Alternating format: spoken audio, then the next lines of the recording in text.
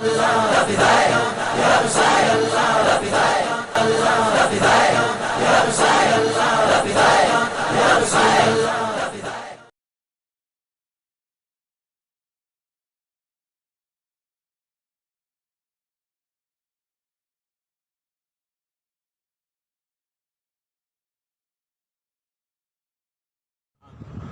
ہم کوئی یہ سوچے کہ مولانا غلام غوث بہاؤالدین کے تو جنازے میں بھی بہت کم لوگ تھے، جو دنیا سے جاتا ہے وہ مکلف نہیں ہے کہ اس کا جنازہ پڑھا جائے، جو زندہ بچتے ہیں ان پر فرض ہے، ان پر ضروری ہے کہ وہ نماز جنازہ پڑھیں، اور نماز جنازہ پڑھ کر ہر وقت یہ مت سمجھنا کہ ہم نے جس کی نماز جنازہ پڑھی ہماری نماز پڑھنے سے اس کی بخشش ہوئی۔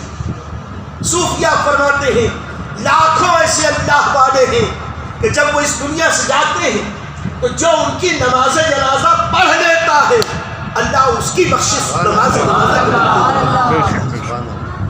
حضرت مولانا غلام غوث بہاؤالدین صاحب کو تو جو کرنا تھا کر گزرے، ایمان پر خاتمہ ہو گیا، کیا کہنے جب تیری یاد میں دنیا سے گیا ہے، جب تیری یاد میں دنیا سے گیا ہے کوئی جان لینے کو دلہن بن کے قضا آئی ہے۔ مولایا صلی وسلم دائما ابدا علی حبیبک خیر الخلق کلہم امن تذکر جیران بذی سلام ما زجتدم انجرى من مقلة بدم مولاي صل وسلم دائما ابدا على حبيب۔ میں ناخوش و بیزار ہوں مرمر کی سلوں سے، میرے لیے مٹی کا حرم ایک بنا۔ فرمایا اگر تم میری قبر سنگ مرمر سے بنا دو، اس میں ہیرے موتی جڑ دو، سونے چاندی کی دیواریں بنا دو، میرے کس کام کی جب میرا مولا مجھ سے راضی نہ ہو؟ اور میری قبر میں میرا مولا اگر مجھ سے راضی ہے تو مجھ کو تمہارے اس عظیم مزار کی کوئی ضرورت نہیں، میری قبر پر چھت بھی مت۔ آج بھی آپ جا کے دیکھ لیں قبرستان حضرت کا مزار کس عالم میں، لیکن اس مزار میں وہ مرد درویش آرام فرما ہے جن کی کتابیں الجامعۃ الازہر میں پڑھائی جاتی ہیں، پورے عالم اسلام میں پڑھائی جاتی ہیں۔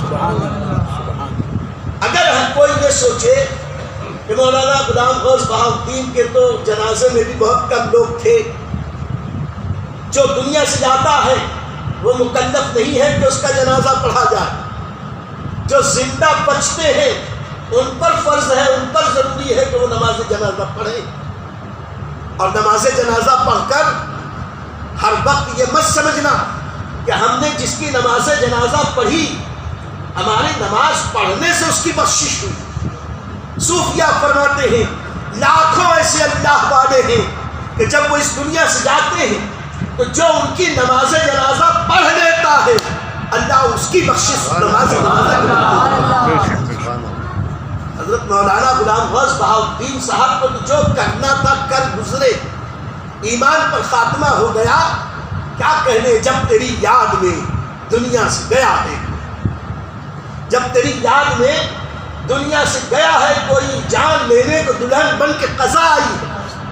وہ ہمارے محتاج نہیں ہے، ہم ان کے محتاج ہیں، ہم ان کی یاد منا کر ان کا ذکر خیر کر کے ان کی عزت کو چار چاند نہیں لگا رہے بلکہ اپنے نصیبے کو جگمگا رہے ہیں، اس لیے کہ نبی پاک صاحب لولاک نے اعلان فرمایا اے ایمان والو، یا تو عالم بنو یا طالب علم بنو یا علماء کی بات سننے والے بنو یا کم سے کم علماء سے محبت کرنے والے بنو، پانچویں مت بننا نہیں تو ہلاک ہو جاؤ گے۔ الحمدللہ حضرت مولانا غلام غوث بہاؤالدین کو اللہ نے یہ ساری نعمتیں عطا فرمائی کہ وہ عالم بھی تھے، اس کے پہلے وہ طالب علم بھی تھے، بڑے بڑے اکابرین علماء کی چوٹیاں سیدھی کیے ہوئے تھے، اور بے شمار بڑے بڑے اکابرین کو بلا بلا کر ان کے واعظ کرواتے تھے۔ آج تو ہم جیسے لوگ بے شمار مل جاتے ہیں تقریر کرنے والے، لیکن اس زمانے میں جب حق بولنے والے کم تھے، اچھے بولنے والے کم تھے، دور دور سے ایک بار نہیں، پوری زندگی اکابرین علماء کو بلا بلا کے ان کی تقریر کرواتے تھے، خود بھی علماء کی بات سنتے تھے، اپنے ساتھیوں کو سناتے تھے۔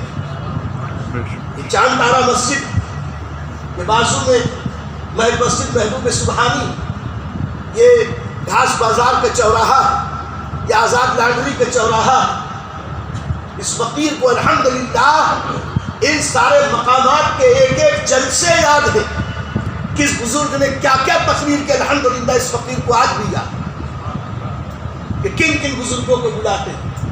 وہ عالم بھی تھے، طالب علم بھی تھے، وہ علماء کی بات سننے والے بھی تھے، علماء کی علم کی باتیں لوگوں کو سنانے والے بھی تھے، دین کے مسائل بتانے والے بھی تھے، ہدایت و رہنمائی فرمانے والے بھی تھے، لوگوں کا ایمان بچانے والے بھی تھے، علماء سے محبت کرنے والے بھی، علماء کا ادب کرنے والے بھی تھے۔ ابھی جب میں اس کی تھوڑی سی تفصیل عرض کروں گا تو پتہ چلے گا۔ تو جو اپنی پوری زندگی اس طرح دین و دیانت کی سائے میں گزارے ہو تو اسے ہماری دعائیں مغفرت کی کیا حاجت ہے؟ ہم تو ان کے لیے دعا کریں گے تو اللہ اس دعا کو قبول کر لے، تو ان کے صدقے میں اللہ ہماری نجات کرے۔ میرے دوستو، یہ تھی چند بنیادی باتیں۔ اب میں اپنی عادت سے مجبور ہوں کہ موضوع کے مطابق کچھ باتیں عرض کروں، اسی میں انشاءاللہ بھیونڈی کی تھوڑی سی سنیت کی تاریخ آپ کے سامنے آ جائے گی۔ آپ غور فرمائیں کہ حضرت علامہ مولانا غلام غوث بہاؤالدین صاحب، ان کا کرم تھا کہ میں ان سے بہت چھوٹا تھا، وہ جب عالم ہو گئے تب میں پیدا ہوا، اتنا چھوٹا۔ 1963 میں حضرت کی فراغت ہوئی۔ حضرت مولانا غلام غوث بہاؤالدین کا بڑا پن سنت رسول پر عمل، کہ چھوٹوں پر بھی شفقت فرماتے تھے، محبت فرماتے تھے، اپنے سے قریب رکھتے تھے۔ بہت بار حضرت کی خدمت میں رہنا ہوا، بلکہ حضرت کرم فرماتے میرے غریب خانے پر اکثر تشریف لاتے، کبھی کچھ درد دل سناتے، بہت ساری باتیں ہوتی، اور کچھ باتیں جو بھی ہوتی وہ ہماری ان کی آپس کی باتیں، خیر وہ ایک الگ موضوع، لیکن بہت بار ہمارے پوچھنے کو بہت ساری باتیں انہوں نے بتائی۔ میں آج جو باتیں بتانے جا رہا ہوں ان سب کے بتانے والے خود صاحب تعزیت، صاحب یاد حضرت علامہ مولانا غلام غوث بہاؤالدین صاحب۔ حضرت مولانا غلام غوث فرماتے تھے کہ ہمارے خاندان کا جو لقب تھا یا ہمارے خاندان کی عرفیت تھی بہاؤالدین، یہ عربی لفظ، اور عربی لفظ ہے جس میں دین کی بہا کا تعلق ہے۔ یہ بھی اس بات کی علامت ہے کہ ہمارے خاندان میں دین سے تعلق بہت پہلے سے تھا۔ اب فرماتے تھے کہ تقریباً 200 سال سے ہمارا خاندان بھیونڈی میں رہتا۔ اب بھیونڈی ہی کیا کہیں کہ میرا تو ایک خیال یہ ہے کہ شاید نظام پور ہی میں رہتی ہے۔ حضرت نے لفظ بھیونڈی کہا، 200 سال سے ہمارا خاندان بھیونڈی میں رہتا۔ اب فرمایا کہ مارچ کی غالباً 10 تاریخ سن 1940، 10 مارچ حضرت مولانا غلام غوث بہاؤالدین صاحب کی پیدائش اسی شہر بھیونڈی میں ہوئی۔ اب آپ حساب لگا لیں، 1940 سے لے کر 2020 اور 20 تک جب ان کا وصال ہوا، تقریباً 78-79 سال، یہ انگریزی سال کے اعتبار سے، اور چاند کے اعتبار سے دیکھیں تو یہ 80 کے اوپر ہو جاتا۔ یہ بھی اللہ کا فضل ہے کہ طویل عمر صحت و عافیت کے ساتھ مل جائے، چلتے پھرتے مل جائے، ورنہ اس امت کی عمر نبی پاک صلی اللہ علیہ وسلم نے فرمایا کہ میری امت کی اوسط عمر 60 سے 70 سال. تو ہم لوگ جس میں 60 کے ہو گئے، مذاق کے موڈ میں کہوں تو جو سٹیا گئے، اب انہیں چاہیے کہ وہ سوچیں کہ ہم اپنی زندگی گزار چکے، اب اس کے اوپر کی جو مل رہی ہے یہ منافع کی ہے، اضافے کی ہے. تو اب اور طویل امیدیں نہ باندھی جائیں کہ ہم اتنے دن اور جئیں گے اور ہم اتنا کریں گے. وقت اخیر آیا، بزرگوں نے فرمایا کہ یہ جو دانت ٹوٹتا، یہ جو بال سفید ہوتے ہیں، یہ جو ہاتھ پیر میں راشا آتا، یہ جو کمر جھکتی ہے، یہ حقیقت میں پیغامبر ہیں. ایک کے بعد ایک پیغام لے کے آتے ہیں. موت آ رہی، موت آ رہی، موت آ رہی. اور آج ہمارے یہاں لوگ اسے بھی رنگین کر کے، خزاب کر کے پتہ نہیں کیا سمجھتے ہیں. ارے کسی بھی ٹوٹتی ہوئی دیوار پر لاکھ چونا نہیں، ڈسٹمپر لگاؤ، ڈسٹمپر نہیں اور آج پیٹ لگا. دیوار مضبوط نہیں ہونے والی، گرنی ہے تو گرنے والی. حقیقت کا اعتراف تو نہیں کرتے، پتہ نہیں چلتا. خزاب کی بات آئی تو ایک دلچسپ بات اور یاد ہے. محسن اہل سنت، تاجدار اہل سنت، سیدی سرکار اعلیٰ حضرت امام احمد رضا محدث بریلوی علیہ رحمت و رضوان سے ایک بار کسی نے استفتاء کیا. کہا کہ حضور ایک شخص ہے، شادی کرنا چاہتے ہیں، عمر زیادہ ہو گئی، بال سفید ہو گئے، تو کیا اجازت مل سکتی ہے کہ خزاب لگا کے بال کالے کر لیں؟ حضرت نے بڑا ہی پرلطف جواب عطا فرمایا، تحریر فرمایا کہ بڈھا بیل سینگ کٹا کے بچڑا نہیں ہو سکتی. مطلب یہ ہوا خزاب لگا کہ تم جوان نہیں ہونے والا. یہ جو 60 سال کی عمر ہے اگر آ گئی، موت سامنے ہے، ایسے میں دنیا کے گورکھ دھندوں میں پھنسنے کی بجائے اپنا دل مسجدوں میں لگاؤ، نمازوں کی پابندی کرو. لیکن آج کو الٹ ہو گیا.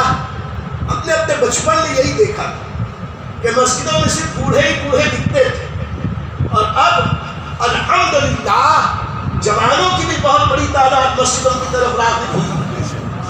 یہ کرم اللہ کا ہے، صدقہ رسول اللہ کا، اور محنت انہی علماء کرام کی ہے، انہی بزرگوں کی محبت سے، ان کے تعلق، ان کی دینی خدمات سے نوجوان نسل دین کے قریب آئی. لیکن افسوس اس کا بھی کہ بڑے میاں لوگ ذرا کم ہو. ان سفید ریشوں کو چاہیے یہ خود بھی مسجدوں میں کثرت سے آئے اور اپنے ساتھ اپنے بچوں کو لے کر اپنے بچوں کو یہ عادت ڈالیں کہ وہ بھی نماز روزے کی، دین اور شریعت اور سنت کی پابندی کی کچھ کوشش کریں. اللہ تعالی ہم سب کو سچا پکا سنی صحیح العقیدہ سنتوں کا پابند بنا. خیر، اب یہ جو اضافی عمر ہے، جیسے جیسے بڑھاپا آتا ہے، عام طور پر لوگوں کے ذہن کمزور ہوتے ہیں، لوگ انہیں باولا، پاگل، بیوقوف، نوجوان ان کی مذاق اڑاتے ہیں. آخر عمر تک اگر دماغ صحیح سلامت ہو، یہ بھی علامت ہے کہ اللہ تعالیٰ کو اس بندے پر کرم. آپ معمار ملت چینل کو سبسکرائب کریں، لائک کریں اور اپنے مفید مشوروں سے، کمنٹ سے، مثبت کمنٹ سے ہمیں نوازیں. آپ سے گزارش ہے کہ اس چینل کو زیادہ سے زیادہ سبسکرائب کریں تاکہ ہم ہمارے پیغام کو دنیا کے کونے کونے تک پہنچا سکیں.